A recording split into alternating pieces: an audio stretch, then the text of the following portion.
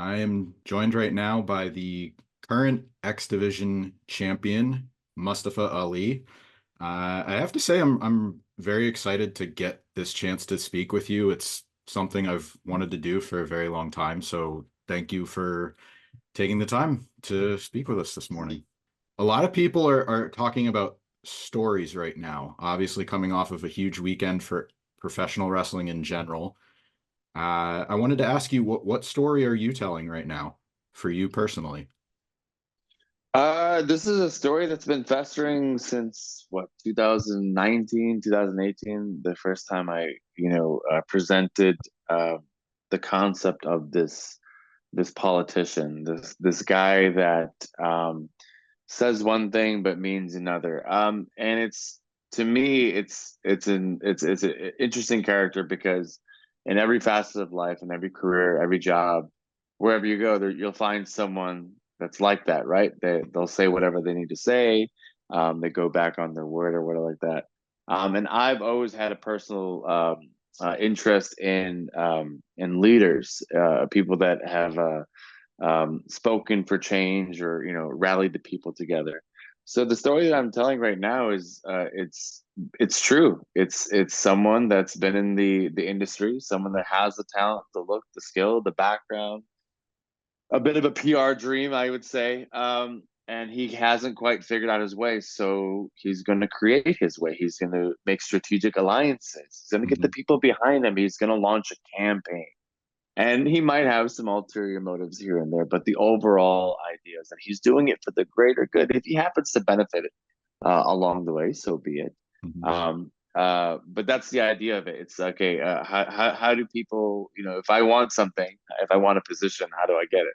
Well, you run for office. Mhm. You run for it, right? You put people that you make strategic alliances, like I mentioned. You put a cabinet together, you put a team together, and then you go get it. And that's what the Mustafa Ali campaign is already doing.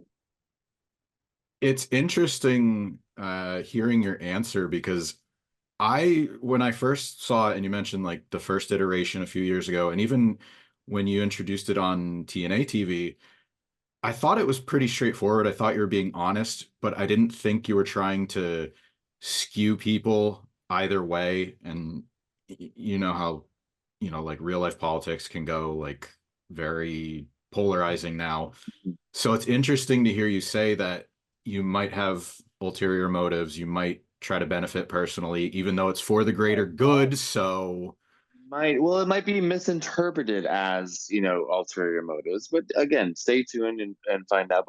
But I wanted to give your question a just mhm, answer. So yeah, it's I think the best stories are not when things are super convoluted, but there are some complex layers to the character itself. yeah. Like the story itself is direct, but then you always wonder, is that person's intention true or not? To me, those are the best stories. Yeah. Yeah, that's what I like about it. There's layers to it. You're not really making you're not forcing anyone's hand. They're kind of making their own decision and hey, is this what he's doing? No, is this, As they're they picking should. their We own should all be sides. free.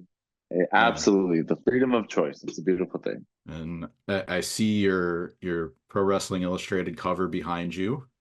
Oh, that little thing. I don't know how they got into the shot. Yeah, it's just a little thing that I did just a couple months into my free agency as an independent candidate. Yeah, I think I'm only the second TNA X Division champion to ever be on the cover. I think I'm the first Muslim solo PWI. I just these little historic accolades that I just decided to do in my time off. But yeah, go ahead, carry on.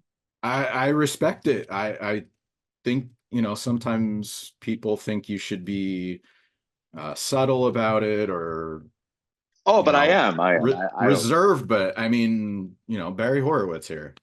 Like I think you should celebrate it. That's a tremendous honor. Like you said, you made history. I believe you're correct. You're the first Pakistani wrestler, Muslim wrestler to be on a solo cover of the magazine. And you know Yeah.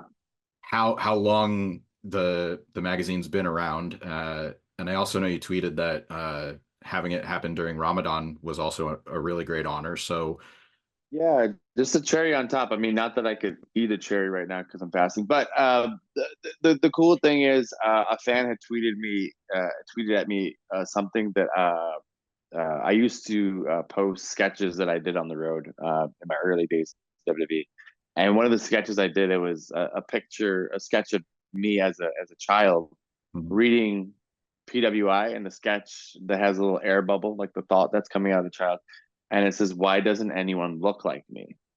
And this was back in 2016. I had sketched this. So to come full circle now, she sent me that photo. She like tweeted it out. And she goes, "Hey, you sketched this," and I was like, "Oh, super cool that I now get to put the sketch in the PWI magazine cover side by side and go, okay, well, I've Mhm. taken care of that." Yeah. I have one more comment about the new character you're doing before I move on. I want to talk, obviously, want to talk about TNA Rebellion, but this is sort of a shift from maybe what people know you as. Like you had the light with the mask and then the glove. Uh, how would you how would you describe where that character was or where you were personally with the mask and the glove and that Yeah. sort of era compared to who you are right now? So I would say the insecurities that I had in my early run in WWE were all based upon what I thought people would perceive me as because of my name and my religion, right? Like coming up on the independence, growing up in America, the name Mustafa Ali wasn't warmly received. And it was an unfortunate thing where I knew, like, oh, if I lean into these bad guy tendencies, if I lean into these, historical stereotypes of what someone that looks like me or has a name like mine would be, it's kind of easy, right? Like I'll get an automatic reaction. The hard hill to climb, the thing that I wanted to do was, hey, can I truly become a fan favorite despite what I perceived as an obstacle?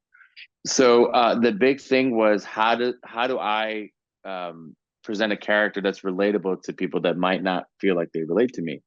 So while brainstorming, while coming up, well, what do you want to be? Like, I go, well, I kind of want to be like a shining light in the world. Like, I want to be someone's light in the dark. And I kept saying stuff like that, like, because people would talk about like, oh, you're so positive, this and that.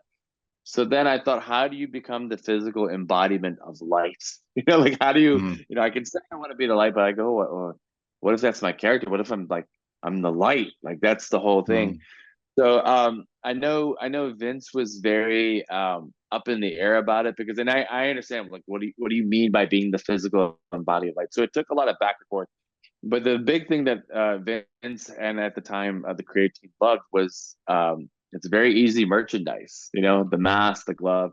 Mhm. And I remember going into a meeting and I had like, it was a big PowerPoint presentation guy. I would have these little packets to hand everybody. And I had gone to some Disney on Ice thing with my daughter, and they're selling these little light up figures that cost like $3, but they're selling them for like $45, and every single kid's got it because Mhm. they want. And that was my big presentation. I go, hey, light up glove. It'll cost you $5 to make it. And we'll have the whole arena doing this. Funny story, when they actually made the light up glove, when they finally figured out how to produce it, I had already turned heel and started retribution. So it was like years later, they go, hey, we made your glove. I'm like, oh, cool. I don't wear it anymore. But yeah, so the big idea behind that was kind of just, okay, how do we? It sounds really bad, but the attention was like, how do we soften up the name Mustafa Ali? Like, how do we make him more like family friendly? Where a kid that doesn't relate to me or how I look, and it worked, man. Like I had kids Mhm. dressing up as me in Halloween. I had a few signings here and there, and people would wear the light. Like it was a thing, so people still come up to me and put up their hand to do the light gesture. So it was cool, and I think it's something that had the merchandise, like, and the right storyline, the right opponent, it would have been something that like people got behind. A lot of people always ask me about like, oh, do you still have the light up stuff? And I do, but yes, the initial concept behind it was just to be the light in the dark. Mhm. Uh, campaign buttons are probably DIY friendly and a low overhead cost. So They are sold out already, my friend. I need to do a new order, but yeah, but I appreciate the suggestion. Yes. yeah. So I want to talk about TNA Rebellion now. I know you have your opponent is set up, Jake something. I was surprised. I Go know, on. I know, I know. I'm actually surprised you've never and this is from Cage Match, so if I'm wrong, I apologize, but I'm surprised you guys have never met before TNA. I'm glad we've never met before, too. The guy's the size of three men. How is that fair? Did TNA, by the way, go ahead and explain on the match graphic that it's a 3-on-1 handicap match? Did they do that? I don't think that was, if it is, it's very small print. Fake news. Fake news. See, this is the thing I'm talking about. It's the TNA X division. I'm bringing the best super junior heavyweights together. I'm creating this, almost a revival of what the X division used to be. I'm trying to make the X division great again. When you think of the X division, who do you think of? AJ Styles, the Amazing Red, Low Key, Christopher Daniels, pioneers in our industry. Mhm. And then someone wants to throw on, well, the X division's no limits. What does no limits mean? No, that can't be a thing. There has to be some limits, right? In life, like you can't have no limits. There's a speed limit. Can you imagine there's no speed limit? Uh, I And live I live outside of Philadelphia, so people drive like there is one. There is not one anyways. but it's anarchy, right? It's not safe. It's not good. No. It's not for the greater good. Limits are there to preserve us, to protect us. So I want to bring limits to the X division. I want to get rid of this no limits mantra. It's garbage. And Jake Something's a perfect example. He is the size of three men. How is that fair? So, ladies and gentlemen, if you're listening to this, I want you to all to jump onto the what's it called now? X. Jump onto X. What I you still call it crazy? Twitter. I do too. It's probably old age. But anyways, I've come up with a novel concept, a new campaign, and Jake Something. He simply is not right for the X division. So I want all of you to tweet out hashtag something ain't right. Go do it right now. And maybe the management at TNA, the people that have created this unjust match, maybe they'll reconsider and finally take Jake Something out of this match and give it to a more deserving opponent, someone south of 200 pounds.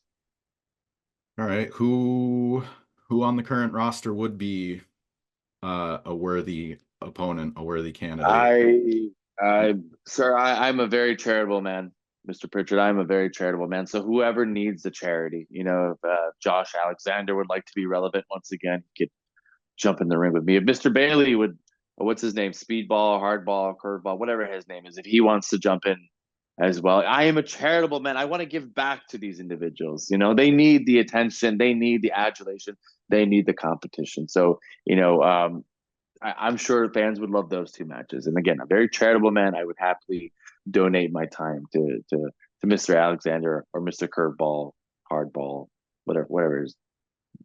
Speedball? Mhm. Mr. Speedball, yes. You'll get it. You got his last name right. Bailey. Ball. Oh, I thought it was ball, but go on. You mentioned his name, so I want to talk about this match. Amazing Red, you got to step into the ring with him this weekend. What an honor for him. Successfully defended your title. He's another TNA legend, another X Division legend. What was that like for you? You just said it was an honor for him, but what about your feelings? So Amazing Red, like you had mentioned, is a pioneer in the industry. He's done so much, not just for TNA and the X Division, but I would say the industry as a whole.